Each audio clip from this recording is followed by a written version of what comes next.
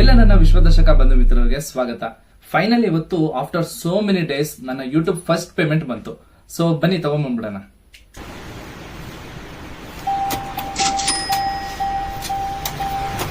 ಇದೆಷ್ಟು ಏನು ಗೊತ್ತಾಗಬೇಕಂದ್ರೆ ನೀವು ಜಸ್ಟ್ ಟೈಮ್ ಲೈನ್ ನೋಡಿದ್ರೆ ಗೊತ್ತಾಗುತ್ತೆ. ಇಲ್ಲ ಅಂದ್ರೆ ನೀವು ನನ್ನ ಫ್ಲಾಶ್ ಬ್ಯಾಕ್ ನ ಕೇಳಬೇಕು.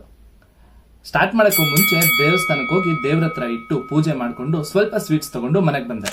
ನಾನು ಏನೇನ್ ತಪ್ಪು ಮಾಡಿದೆ, ಏನೇನ್ ಪ್ರಾಬ್ಲಮ್ಸ್ ನ ಫೇಸ್ ಮಾಡಿದೆ, ಇವೆಲ್ಲ ನೀವು ತಿಳ್ಕೊಂಡ್ರೆ ಯಾರಾದ್ರೂ ಹೊಸ ಚಾನಲ್ ಓಪನ್ ಮಾಡೋರಿದ್ರೆ ಅವ್ರಿಗೆ ಇದು ತುಂಬಾ ಯೂಸ್ ಆಗುತ್ತೆ. ಸೊ ವಿಡಿಯೋನ ಕೊನೆವರೆಗೂ ನೋಡಿ. ನನ್ನ ಯೂಟ್ಯೂಬ್ ಜರ್ನಿ ಸ್ಟಾರ್ಟ್ ಆಗಿ ನಿಯರ್ಲಿ 7 years ಆಗ್ತಾ ಇದೆ. ನಾನು 2019 ನಲ್ಲಿ ಸ್ಟಾರ್ಟ್ ಮಾಡಿದ್ದು. ಅಂದ್ರೆ ಈ ಚಾನಲ್ ಅಲ್ಲ, ಅವಾಗ ಬೇರೆ ಚಾನಲ್ ಇತ್ತು. My first YouTube channel name was gaps Infotech. ಅದು ನಾನು ಡಿಗ್ರಿ ಟೈಮ್ ನಲ್ಲಿ ಇರ್ಬೇಕಾದ್ರೆ ಸುಮ್ಮನೆ ಎಲ್ಲಾರ ತರ ಜೋಶಲ್ಲಿ ಸ್ಟಾರ್ಟ್ ಮಾಡ್ಬಿಟ್ಟಿದ್ದೆ. ಅದರಲ್ಲಿ ಬರೀ ನ್ಯೂಸ್, ಇನ್ಫಾರ್ಮೇಶನ್ ಆ ತರ ವಿಡಿಯೋಸ್ ಮಾಡ್ತಾ ಇದ್ದೆ. ಆದ್ರೆ ಜಾಸ್ತಿ ವ್ಯೂಸೇ ಬರ್ತಾ ಇರ್ಲಿಲ್ಲ. ಎಷ್ಟು ಟ್ರೈ ಮಾಡಿದ್ರು, ಎಷ್ಟೇ ಚೆನ್ನಾಗಿರೋ ವಿಡಿಯೋಸ್ ಮಾಡಿದ್ರು ವ್ಯೂಸೇ ಬರ್ತಾ ಇರ್ಲಿಲ್ಲ. ಇನ್ನಿದು ವರ್ಕ್ ಆಗಲ್ಲ ಬಿಡು ಅಂತ ಅನ್ಕೊಂಡು ಬಿಟ್ಬಿಟ್ಟೆ. ನನ್ಗಿನ್ನ ಅವಾಗ ಏನು ಗೊತ್ತಿರ್ಲಿಲ್ಲ. ಲೈಕ್ ಜಸ್ಟ್ ವಿಡಿಯೋ ಮಾಡ್ತೀನಿ, ಜನ ನೋಡ್ತಾರೆ, ದುಡ್ಡು ಬರುತ್ತೆ ಅಂತ ಅನ್ಕೊಂಡ್ಬಿಟ್ಟಿದ್ದೆ. ಲೈಕ್ ಅದಕ್ಕೆ ವಿಡಿಯೋಸ್ಗೆ ಕ್ಯಾಟಗರಿ ಇರುತ್ತೆ, ಅದ್ರ ಮೇಲೆ ಪೇಮೆಂಟ್ ಡಿಫ್ರೆಂಟ್ ಆಗಿರುತ್ತೆ ಅಂತ ನಂಗೆ ಆಮೇಲೆ ಗೊತ್ತಾಗಿತ್ತು. ನಾವು ಲೈಫಲ್ಲಿ ಎಲ್ಲಾ ಕಲ್ತ್ಕೊಂಡು ಆಮೇಲೆ ಮುಂದೆ ಹೋಗೋಣ ಅಂತ ಅನ್ಕೊಂಡ್ರೆ ನಾವ್ ಯಾವತ್ತೂ ಹೋಗೋದೇ ಇಲ್ಲ. ಹೋಗ್ತಾ ಇರ್ಬೇಕು, ಲೈಫ್ ತಾನಾಗೆ ಎಲ್ಲ ಕಲ್ಸುತ್ತೆ. ಸರಿ ಅಂತ ಮತ್ತೆ ಸ್ವಲ್ಪ ದಿನ ಆದ್ಮೇಲೆ ಇನ್ನೊಂದು ಚಾನೆಲ್ ನ ಸ್ಟಾರ್ಟ್ ಮಾಡಿದೆ, ಗ್ಯಾಪ್ಸ್ ಮೀಡಿಯಾ ಅಂತ. ಅದ್ರ ಜೊತೆನೆ ಗ್ಯಾಪ್ಸ್ ಗೇಮಿಂಗ್ ಅಂತಾನು ಸ್ಟಾರ್ಟ್ ಮಾಡಿದೆ. ಅದ್ರ ಜೊತೆನೆ ಇವಾಗಿರುವಂತ ವಿಶ್ವದರ್ಶಕನು ಸ್ಟಾರ್ಟ್ ಮಾಡಿದ್ದು. ಈ ಚಾನೆಲ್ ನಲ್ಲಿ ಬರೀ ನಾವೆಲ್ಲಾದ್ರೂ ಟ್ರಿಪ್ ಹೋದ್ರೆ ಆ ವಿಡಿಯೋಸ್ ಮಾಡಿ ಹಾಕೋಣ ಅಂತ ಇಟ್ಕೊಂಡಿದ್ದೆ. ಇದ್ರ ಮೇಲೆ ಅಷ್ಟು ಫೋಕಸ್ ಮಾಡಿರ್ಲಿಲ್ಲ, ಯಾಕಂದ್ರೆ ನಾವ್ ಯಾವಾಗೋ ಒಂದ್ಸತಿ ಹೋಗೋ ಟ್ರಿಪ್ಗೆ ಇದ್ರ ಮೇಲೆ ಇನ್ನೇನ್ ಎಕ್ಸ್ಪೆಕ್ಟ್ ಮಾಡಕ್ಕಾಗುತ್ತೆ ಅನ್ಬಿಟ್ಟು ಸುಮ್ನೆ ಹಂಗೆ ಇರ್ಲಿ ಅಂತ ಇಟ್ಕೊಂಡಿದ್ದೆ ಅಷ್ಟೇ. ಗ್ಯಾಪ್ಸ್ ಮೀಡಿಯಾ ಚಾನೆಲ್ ನಲ್ಲಿ ಕಂಪ್ಲೀಟ್ಲಿ ನ್ಯೂಸ್, ಫಿಲ್ಮ್ ಅಪ್ಡೇಟ್ಸ್ ನ ಮಾಡ್ತಿದ್ದೆ. ಗ್ಯಾಪ್ಸ್ ಗೇಮಿಂಗ್ ನಲ್ಲಿ ಬರೀ ಗೇಮ್ಸ್ ಆಡ್ಕೊಂಡು ಆ ವಿಡಿಯೋಸ್ ನ ಅಪ್ಲೋಡ್ ಮಾಡ್ತಾ ಇದ್ದೆ. ಅವಾಗೇನೋ ಜೋಶು, ಎಲ್ಲಾ ಮಾಡ್ಬಿಡೋಣ ಅಂತ ಎಲ್ಲಾ ಚಾನಲ್ ಓಪನ್ ಮಾಡ್ಬಿಟ್ಟೆ. ಬಟ್ ರಿಯಾಲಿಟಿ ಏನ್ ಗೊತ್ತಾ, ನೀವು 10 ಚಾನಲ್ ಓಪನ್ ಮಾಡೋದು ಇಂಪಾರ್ಟೆಂಟ್ ಅಲ್ಲ, ಒಂದು ಚಾನಲ್ ಓಪನ್ ಮಾಡ್ಬೇಕು ಸಾಕು. ಆ ಒಂದು ಚಾನಲ್ ನ ಚೆನ್ನಾಗಿ ಓಡಿಸಿದ್ರೆ ಸಾಕು. ನಂದು ಗೇಮಿಂಗ್ ಚಾನಲ್ ಇನ್ನ ಇದೆ, ಅದು ಒಳ್ಳೆ ವ್ಯೂಸ್ ಬರ್ತಾ ಇತ್ತು. ಬಟ್ ಏನೋ ಅದ್ರ ಮೇಲೆ ಸ್ವಲ್ಪ ಇಂಟ್ರೆಸ್ಟ್ ಕಡಿಮೆ ಆಗೋಯ್ತು ನಂಗೆ. ಆದ್ರೆ ಈ ಗ್ಯಾಪ್ಸ್ ಮೀಡಿಯಾ ಚಾನಲ್ ಮಾತ್ರ ಸೂಪರ್ ಆಗಿ ಓಡ್ತಾ ಇತ್ತು. ಯಾವ ರೇಂಜ್ಗೆ ಅಂದ್ರೆ ನಿಯರ್ಲಿ 4000 ವಾಚ್ ಅವರ್ಸ್ ಮತ್ತೆ 500 ಸಬ್ಸ್ಕ್ರೈಬರ್ಸ್ ಕೂಡ ಆಗೋಗಿತ್ತು. ಅದರಲ್ಲಿ ನ್ಯೂಸ್ ಮತ್ತೆ ಫಿಲ್ಮ್ ಅಪ್ಡೇಟ್ಸ್ ನ ಕವರ್ ಮಾಡ್ತಾ ಇದ್ದೆ. ಬಟ್ ನ್ಯೂಸ್ ಏನಷ್ಟು ಓಡ್ತಾ ಇರಲಿಲ್ಲ, ಬಟ್ ಫಿಲ್ಮ್ ಅಪ್ಡೇಟ್ಸ್ ಮಾತ್ರ ಸೂಪರ್ ಆಗಿ ಓಡ್ತಾ ಇತ್ತು. ಆದ್ರೆ ಒಂದು ಬ್ಯಾಡ್ ಡೇ 2024 ನಲ್ಲಿ ಒಂದು ಫೇಮಸ್ ರಿಯಾಲಿಟಿ ಶೋದ ಬಗ್ಗೆ ಒಂದು ವಿಡಿಯೋ ಮಾಡಿದ್ದೆ. ಅದಕ್ಕೆ ನಂಗೆ 2 ಕಾಪಿರೈಟ್ ಸ್ಟ್ರೈಕ್ ಬಂತು.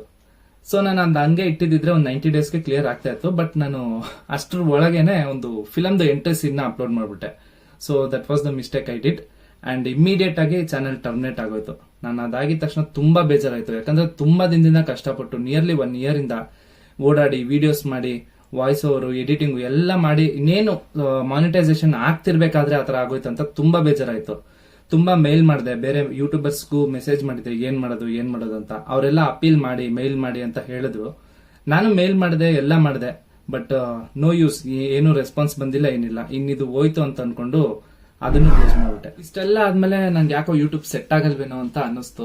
ಸೊ ಅಷ್ಟೊತ್ತಿಗಾಗ್ಲೇ ನಂದು ಎಜುಕೇಶನ್ ಕೂಡ ಆಗಿತ್ತು. ಸೊ ಸುಮ್ನೆ ಯಾವ್ದೋ ಒಂದು ಕೆಲಸ ಮಾಡ್ಕೊಂಡಿರೋಣ ಅಂತ ಅನ್ಕೊಂಡು ವರ್ಕ್ ಮಾಡ್ತಾ ಇದ್ದೆ. ಆಮೇಲೆ ಸುಮಾರು ದಿನ ಆದ್ಮೇಲೆ ನಾನು ಈ ಹಿಂದೆ ಜೋಶ್ ನಲ್ಲಿ ಒಂದು 3 ಚಾನಲ್ ಓಪನ್ ಮಾಡಿದ್ನಲ್ಲ, ಅದ್ರಲ್ಲಿ ಒಂದ್ ಚಾನಲ್ ಮೇಲೆ ಮತ್ತೆ ಇಂಟ್ರೆಸ್ಟ್ ಬಂತು, ವಿಡಿಯೋಸ್ ಮಾಡೋಣ ಅಂತ ಅನ್ಕೊಂಡೆ. ಸೊ ಕೆಲ್ಸಕ್ಕೆ ಬೇರೆ ಹೋಗ್ತಾ ಇದ್ನಲ್ಲ, ದುಡ್ಡಿರೋದು. ಸೊ ಮತ್ತೆ ಸ್ಟಾರ್ಟ್ ಮಾಡ್ಬೇಕು ಅಂತ ಆಸೆ ಬಂತು. ಅದಕ್ಕೆ ಏನೇನ್ ಬೇಕೋ ಎಲ್ಲ ತಗೊಳ್ಳೋಣ ಅಂತ ಎಲ್ಲ ತಗೊಂಡೆ. ಆ ಪರ್ಚೇಸ್ ಮಾಡಿರೋದು ಐಟಮ್ಸ್ ಎಲ್ಲ ಅದ್ರದ್ದು ವಿಡಿಯೋ ಇದೆ, ಅದು ನಮ್ ಚಾನಲ್ ಎಲ್ಲ ಇದಕ್ಕಿಂತ ಮುಂಚೆ ಅಪ್ಲೋಡ್ ಮಾಡಿದ್ದೀನಿ, ಅದನ್ನ ನೀವು ಚೆಕ್ ಮಾಡಬಹುದು. ಸೊ ಎಲ್ಲ ತಗೊಂಡೆ, ಎಲ್ಲ ಪರ್ಚೇಸ್ ಮಾಡಿದೆ. ಅಗೇನ್ ಇದರಲ್ಲಿ ಸ್ಟಾರ್ಟ್ ಮಾಡಿದೆ.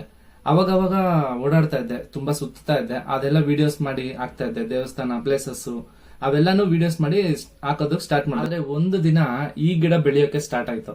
ನನ್ಗೆ ಹೇಗ್ ಅನ್ನಿಸ್ತಂದ್ರೆ, ಲೈಕ್ ನನ್ನ ಹತ್ರ ಒಂದ್ 4-5 ಗಿಡ ಇದ್ದು, ಅದ್ರಲ್ಲಿ ಒಂದು ಗಿಡಕ್ಕೆ ಮಾತ್ರ ಇದು ಬೆಳೆಯುತ್ತೆ, ಇದು ಕೆಪಾಸಿಟಿ ಇದೆ ಅಂತ ಅನ್ಕೊಂಡು ತುಂಬಾ ನೀರ್ ಹಾಕೋದು, ತುಂಬಾ ಕೇರ್ ಮಾಡ್ತಾ ಇದ್ದೆ. ಬಟ್ ಅದು ಸತ್ತೋಯ್ತದು. ಅದಾದ್ಮೇಲೆ ಇದನ್ನ ಕೇರೆ ಮಾಡ್ತಾ ಇರ್ಲಿಲ್ಲ, ಇದು ಸುಮ್ನೆ ಹಂಗೆ ಇಟ್ಟಿದ್ದೆ, ಕೇರೆ ಮಾಡ್ತಾ ಇರ್ಲಿಲ್ಲ ಜಾಸ್ತಿ. ನೋಡಿದ್ರೆ ಇದು ಚೆನ್ನಾಗಿ ಬೆಳೆಯಕ್ಕೆ ಸ್ಟಾರ್ಟ್ ಆಯ್ತು.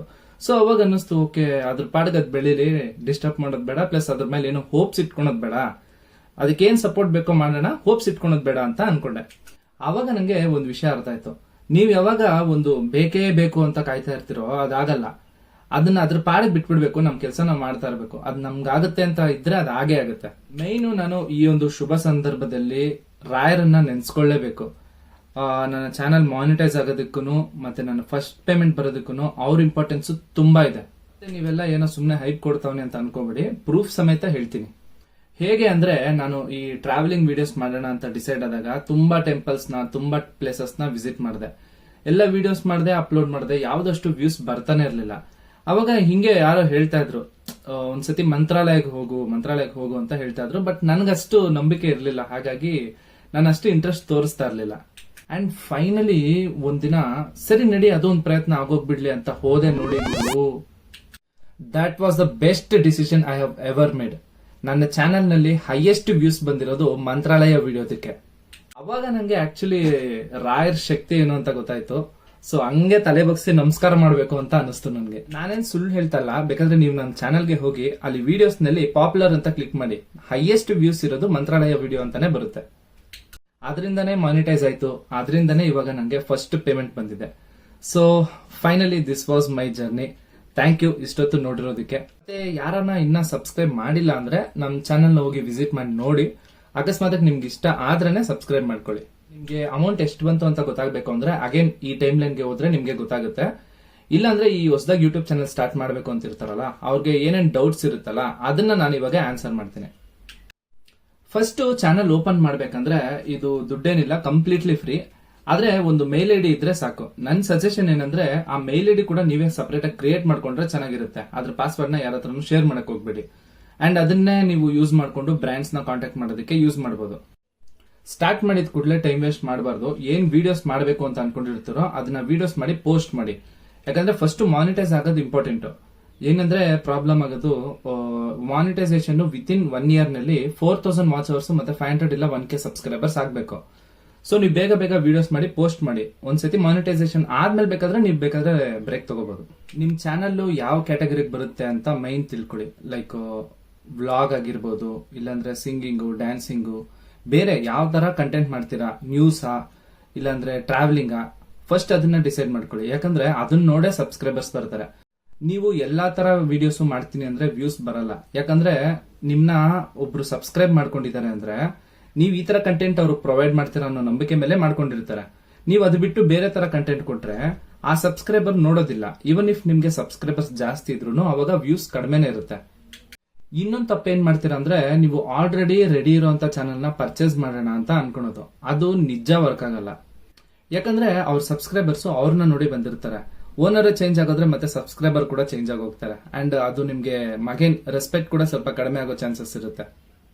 ಪ್ಲಸ್ ದುಡ್ಡು ಬಂದ್ರೆ ಮಹಾ ಅಂದ್ರೆ 1 ತಿಂಗಳಿಗೆ ಬರ್ಬೋದಷ್ಟೇ. ಅದು ಕೂಡ ಏನ್ ಜಾಸ್ತಿ ಇರೋದಿಲ್ಲ. ನೀವೇನ್ ಚಾನೆಲ್ ನ ಪರ್ಚೇಸ್ ಮಾಡಿರ್ತೀರಲ್ಲ ಅದಕ್ಕಿಂತ ಕಡಿಮೆನೆ ಇರ್ಬೋದು. ಯಾಕಂದ್ರೆ ಅದಕ್ಕಿಂತ ಜಾಸ್ತಿನೇ ಬರಂಗಿದ್ರೆ ಅವ್ರೇನಕ್ಕೆ ಸೇಲ್ ಮಾಡ್ತಾರೆ ಅಲ್ಲ. ಫಾರ್ ಎಕ್ಸಾಂಪಲ್ ನೀವೇ ಇಮ್ಯಾಜಿನ್ ಮಾಡ್ಕೊಳ್ಳಿ, ನಿಜವಾಗ್ಲೂ ಒಂದ್ ಚಾನೆಲ್ ಚೆನ್ನಾಗಿ ಓಡ್ತಾ ಇದೆ, ತುಂಬಾ ಚೆನ್ನಾಗಿ ಓಡ್ತಾ ಇದೆ ಅನ್ಕೊಳ್ಳಿ, ಅದನ್ನ ಯಾರಾದ್ರೂ ಸೇಲ್ ಮಾಡ್ತಾರಾ? ಚಾನ್ಸ್ ಇಲ್ಲ ಮಾಡೋದಕ್ಕೆ. ಸರಿ, ಮಾನಿಟೈಸೇಷನ್ ಆಯ್ತು. ಇವಾಗ actual game start. Revenue generate ಮಾಡೋದ್ ಸ್ಟಾರ್ಟ್ ಮಾಡಬೇಕು. ಮಿನಿಮಮ್ $100 ಇದ್ರೆ ನಿಮ್ಗೆ ಪೇಮೆಂಟ್ ಬರುತ್ತೆ. ಪ್ರತಿ ತಿಂಗಳು 21st ಇಂದ 26th ಒಳಗೆ ಪೇಮೆಂಟ್ ಬಂದು ಬ್ಯಾಂಕ್ ಅಲ್ಲಿ ಬಿದ್ದೋಗುತ್ತೆ. ಲೈಕ್ ಇವಾಗ ಜೂನ್ ತಿಂಗಳದೆಲ್ಲ ಎಷ್ಟು ರೆವೆನ್ಯೂ ಜನರೇಟ್ ಆಗಿದೆಯೋ ಅದು ಜುಲೈ 5th ಇಂದ 12th ಒಳಗೆ ಆಡ್ಸೆನ್ಸ್ ಅಕೌಂಟ್ ಅಲ್ಲಿ ಆಡ್ ಆಗುತ್ತೆ. ನೆಕ್ಸ್ಟ್ ಜುಲೈ 21st ಇಂದ 26th ಒಳಗೆ ನಿಮ್ಮ ಅಕೌಂಟ್ಗೆ ಬರುತ್ತೆ. ಯೂಟ್ಯೂಬ್ ನಲ್ಲಿ ಮೈನ್ ಫುಲ್ ಲೆಂತ್ ವಿಡಿಯೋಗೆ ಆಡ್ಸ್ ಮೂಲಕ ರೆವೆನ್ಯೂ ಜನರೇಟ್ ಆಗುತ್ತೆ. ಲೈಕ್ ಅದೊಂದು RPM ಅಂತ ಇರುತ್ತೆ. 1K ವ್ಯೂಸ್ಗೆ ಎಷ್ಟು ಬರುತ್ತೆ ಅಂತ ಅದು ಒಬ್ಬೊಬ್ಬರಿಗೆ ಒಂದೊಂದಿರುತ್ತೆ. ನನಗೆ ಗೊತ್ತಿರೋ ಪ್ರಕಾರ $0.5 ಇಂದ $1.3 ವರೆಗೂ ಬರುತ್ತೆ 1K ವ್ಯೂಸ್ಗೆ. ಅದು ಡಿಪೆಂಡ್ಸ್ ಅಗೇನ್ ಕ್ಯಾಟಗರಿ, ನೀವು ಯಾವ ತರ ವಿಡಿಯೋಸ್ ಮಾಡ್ತಿದ್ದೀರಾ ಅನ್ನೋದ್ರ ಮೇಲೆ ಡಿಪೆಂಡ್ ಆಗುತ್ತೆ. ಲೈಕ್ ಫಾರ್ ಎಕ್ಸಾಂಪಲ್ $0.5 ಅಂದ್ರೆ 1K ವ್ಯೂಸ್ಗೆ 1,00,000 ವ್ಯೂಸ್ ಬಂದ್ರೆ ನಿಯರ್ಲಿ ನಿಮ್ಗೆ ಒಂದು 5,000 ಹತ್ರ ಬರುತ್ತೆ. ಇನ್ನ ಶಾರ್ಟ್ಸ್ ಅಲ್ಲೂ ಬರುತ್ತೆ, ಬಟ್ ಏನಂದ್ರೆ ಅದರಲ್ಲಿ ಲ್ಯಾಕ್ಸ್ ಅಲ್ಲಿ ಮಿಲಿಯನ್ಸ್ ಅಲ್ಲಿ ಹೊಡೆದ್ರೆ ನಿಮ್ಗೆ 100s ಅಲ್ಲಿ ಬರುತ್ತೆ. ಅದು ತುಂಬಾ ಕಡಿಮೆ. ವಿಡಿಯೋಸ್, ಶಾರ್ಟ್ಸ್ ಇದು ಬಿಟ್ರೆ ಇನ್ನೊಂದಿದೆ, ಅದು ತುಂಬಾ ಪವರ್ಫುಲ್. ಇವು ಮೂರೇ ಇರೋದು. ಯಾಕಂದ್ರೆ ಈ ವಿಡಿಯೋಸ್ ಮತ್ತೆ ಶಾರ್ಟ್ಸ್ ಗಿಂತ ನನಗೆ ಇದ್ರಲ್ಲೇ ಜಾಸ್ತಿ ಅಮೌಂಟ್ ಬಂದಿರೋದು. ಇದ್ರ ಹೆಸರು ಅಫಿಲಿಯೇಟ್ ಮಾರ್ಕೆಟಿಂಗ್ ಅಂತ. ಇದ್ರಲ್ಲಿ ಏನಿಲ್ಲ, ಸಿಂಪಲ್ ನಾರ್ಮಲ್ ಆಗಿ ಒಂದು ಶಾರ್ಟ್ಸ್ ಮಾಡಬೇಕು. ಅದರಲ್ಲಿ ನಿಮ್ಗೆ ಒಂದು ಆಪ್ಷನ್ ಕೊಟ್ಟಿರ್ತಾರೆ, ಯಾವ್ದಾದ್ರು ರಿಲೇಟೆಡ್ ಪ್ರಾಡಕ್ಟ್ ನ ಅದಕ್ಕೆ ಲಿಂಕ್ ಮಾಡೋದಕ್ಕೆ. ಅದನ್ನ ಲಿಂಕ್ ಮಾಡಿದ್ರೆ ಯಾರಾದ್ರೂ ನೋಡಿದವರು ಅದನ್ನ ಕ್ಲಿಕ್ ಮಾಡಿ ಪರ್ಚೇಸ್ ಮಾಡಿದ್ರೆ ನಿಮ್ಗೆ ಕಮಿಷನ್ ಬರುತ್ತೆ. ಲೈಕ್ ಅದು ಆಪ್ಷನ್ ಬರ್ಬೇಕಂದ್ರೆ ಮಿನಿಮಮ್ ನಿಮ್ಗೆ 10K ಸಬ್ಸ್ಕ್ರೈಬರ್ಸ್ ಇರಬೇಕು. ನನಗೆ 5K ಇದ್ದಾಗೆ ಬಂತು. ಮೇ ಬಿ ಎಲ್ಲರಿಗೂ ಅಷ್ಟಕ್ಕೆ ಬರುತ್ತೆ ಅನ್ಸುತ್ತೆ. ಸೊ ಇದು ಬೆಸ್ಟ್ ಆಕ್ಚುಲಿ. ಯಾಕಂದ್ರೆ ನಾನು ಒಂದೇ ಒಂದು ಶಾರ್ಟ್ಸ್ ಅಪ್ಲೋಡ್ ಮಾಡಿದ್ದು, ಅದರಲ್ಲಿ ಒಂದು ಫೇರ್ನೆಸ್ ಕ್ರೀಮ್ ಏನೋ ಒಂದು ಹಾಕಿದ್ದೆ. ಆ ಒಂದು ಇದರಿಂದಾನೇ ನಂಗೆ ಎಷ್ಟು ರೆವೆನ್ಯೂ ಬಂದಿದೆ ಅಂತ ನಾನು ಇಲ್ಲಿ ತೋರಿಸ್ತಾ ಇರ್ತೀನಿ. ಮೇ ಬಿ ನೋಡ್ಬೋದು ನೀವು ಇಲ್ಲಿ. ಸೊ ಇದೇ ಹೈಯೆಸ್ಟ್ ನಂಗೆ ಬಂದಿರೋದು. ವಿಡಿಯೋಸ್ಗೂ ಮತ್ತೆ ಶಾರ್ಟ್ಸ್ಗೂ ಕಂಪೇರ್ ಮಾಡ್ಕೊಂಡ್ರೆ ಇದೇ ಹೈಯೆಸ್ಟ್. ಸೊ ಈ 3 ಸೇರಿ ನನಗೆ $100 ಆಗಿರೋದಕ್ಕೆ ನನಗೆ ನನ್ನ ಫಸ್ಟ್ ಪೇಮೆಂಟ್ ಬಂತು. ಇದರಲ್ಲಿ ನಾವೇನ್ ಮಾಡೋ ಅವಶ್ಯಕತೆನೇ ಇಲ್ಲ. ಜಸ್ಟ್ ಒಂದು ಪ್ರಾಡಕ್ಟ್ ನ ಟ್ಯಾಗ್ ಮಾಡಿ ಇಟ್ರೆ ಸಾಕು. ಆ ವಿಡಿಯೋ ಎಷ್ಟು ದಿನ ಓಡುತ್ತೋ, ಎಷ್ಟು ಜನ ಕ್ಲಿಕ್ ಮಾಡ್ತಾರೋ ಅಷ್ಟು ದಿನ ನಮಗೆ ಕಮಿಷನ್ ಬರ್ತಾನೆ ಇರುತ್ತೆ. ಸೊ ಆದಷ್ಟು ಇರೋ ಆಪರ್ಚುನಿಟೀಸ್ ನ ಯೂಸ್ ಮಾಡಿಕೊಂಡು ಆದಷ್ಟು ರೆವೆನ್ಯೂ ಜನರೇಟ್ ಮಾಡೋದಕ್ಕೆ ಸ್ಟಾರ್ಟ್ ಮಾಡಬೇಕು. ಅಂಡ್ ಇವಿಷ್ಟು ನಾನು ನಿಮ್ಗೆ ಡೌಟ್ಸ್ ಇರ್ಬೋದು ಅಂತ ಅನ್ಕೊಂಡು ನಾನು ಆನ್ಸರ್ ಹೇಳಿದೀನಿ. ಇದು ಬಿಟ್ಟು ನಿಮ್ಗೆ ಏನಾದ್ರೂ ಡೌಟ್ಸ್ ಇದ್ರೆ ದಯವಿಟ್ಟು ಕಮೆಂಟ್ ಸೆಕ್ಷನ್ ಅಲ್ಲಿ ಹೇಳಿ, ನಾನು ಆದಷ್ಟು ರಿಪ್ಲೈ ಕೊಡೋಕೆ ಟ್ರೈ ಮಾಡ್ತೀನಿ. ಅಂಡ್ ಫೈನಲಿ ಅಮೌಂಟ್ ಹೇಳೋಂತ ಟೈಮ್ ಬಂತು. ಐ ಡೋಂಟ್ ನೋ ಇದು ಹೇಗೆ ಹೇಳ್ಬೇಕು ಅಂತ. ನಾನು ಡೈರೆಕ್ಟ್ ಆಗಿ ಹೇಳೋಣ ಅಂತ ಇದ್ದೆ, ಆದ್ರೆ ಅದೇನೋ ಯೂಟ್ಯೂಬ್ ಗೈಡ್ಲೈನ್ಸ್ ಅದೇನೋ ಇರುತ್ತೆ, ಸುಮ್ನೆ ರಿಸ್ಕ್ ಯಾಕೆ ಅಂತ. ಸೊ ನಿಮ್ಗೆ ಅರ್ಥ ಆಗೋ ತರನೇ ಹೇಳ್ತೀನಿ. So finally this is my first payment, first YouTube payment. ನೀವು ಇಲ್ಲಿ ನೋಡ್ಬೋದು. ಅಂಡ್ ಇದು ಎಷ್ಟಿದೆ ಅಂದ್ರೆ ಲೈಕ್ ಸರಿ, ನಾನು ಒಂದು 8th ಸ್ಟ್ಯಾಂಡರ್ಡ್ ಇರ್ಬೇಕಾದ್ರೆ ನಾನು ಮಾರ್ನಿಂಗ್ ನ್ಯೂಸ್ ಪೇಪರ್ ಹಾಕಕ್ ಹೋಗ್ತಾ ಇದ್ದೆ. That was my first job. ನಂದು ಆ ಫಸ್ಟ್ ಜಾಬ್ ಅಲ್ಲಿ ನನಗೆ ಬಂದಿದ್ದು ಫಸ್ಟ್ ಪೇಮೆಂಟ್ ₹600. ಓಕೆನಾ? ಸೊ ಆ ₹600ಗೆ ನೀವು ಇಂಟು 20 ಮಾಡಿದ್ರೆ ಎಷ್ಟಾಗುತ್ತೋ ಅಷ್ಟಿದೆ, ಅಂದಾಜು ಅಷ್ಟಿದೆ, ಹೆಚ್ಚು ಕಡಿಮೆ ಅಷ್ಟಿದೆ. ಫೈನಲಿ ಇಷ್ಟೆಲ್ಲ ಆಗೋದಕ್ಕೆ ನಿಮ್ ಸಪೋರ್ಟ್ ತುಂಬಾ ಇಂಪಾರ್ಟೆಂಟ್. ನಾನು ಫಸ್ಟ್ ನಿಮಗ್ ಥ್ಯಾಂಕ್ಸ್ ಹೇಳ್ಬೇಕು. Thank you so much. ಹೀಗೆ ಸಪೋರ್ಟ್ ಮಾಡ್ತೀರಿ, ಹೀಗೆ ನಮ್ಮ ಈ ವಿಶ್ವದರ್ಶಕ ಅನ್ನೋ ಚಾನಲ್ ಇನ್ನ ದೊಡ್ಡದಾಗಿ ಬೆಳಿಬೇಕು, ನಮ್ಮ ಸಬ್ಸ್ಕ್ರೈಬರ್ಸ್ ಇನ್ನ ಜಾಸ್ತಿ ಆಗ್ಬೇಕು ಅಂತ ಕೋರ್ಕೊಂತೀನಿ. ಈ ದುಡ್ಡನ್ನ ಡೆಫಿನೆಟ್ಲಿ ಒಳ್ಳೆ ಕೆಲಸಕ್ಕೆ ಮೆಮೊರೇಬಲ್ ಆಗಿ ಬಳಸ್ತೀನಿ ಅಂತ ಹೇಳ್ತಾ ಈ ವಿಡಿಯೋನ ಇಲ್ಲಿಗೆ ಎಂಡ್ ಮಾಡ್ತಾ ಇದ್ದೀನಿ. ಸರಿ, ಮತ್ತೆ ಇನ್ನೊಂದು ವಿಡಿಯೋದಲ್ಲಿ ಸಿಗೋಣ. ಅಲ್ಲಿವರೆಗೂ ಜೋಪಾನ.